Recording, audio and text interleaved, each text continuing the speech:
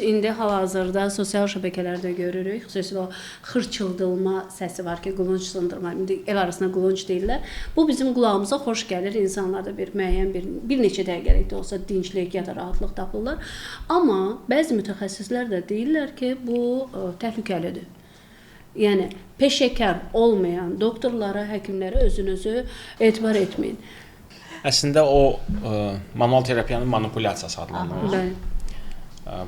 Bu hərəkəti hamı eləmək olmaz. Kimləri olmaz? Bəs hamı deyirik, kimləri olmaz? Burada mən istəyirəm biraz geniş izahat verim. Əlbəttə, çox yaxşı olar. Bunun konkret əks göstərişləri var və nisbi əks göstərişləri var. Bir də məsələyə yanaşma var, professional yanaşma var.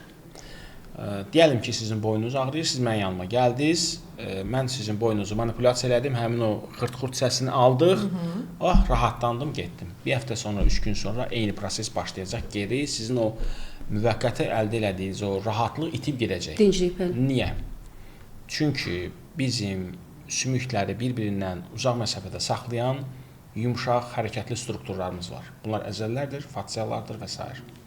Əgər əzələ, fascia quruluşunda anorma varsa, yəni normadan kənarlıq varsa, istəyirsiniz 100 dəfə o manipulyasiyanı eləyəsiniz, nəticə olmayacaq. Ona görə bəzən mənə gəlirlər pasientlər ki, biz istəyirik sadəcə manipulyasiya eləsiniz. Deyirəm, yox, mən eləmirəm. Eləmirsiniz. Mən eləmirəm.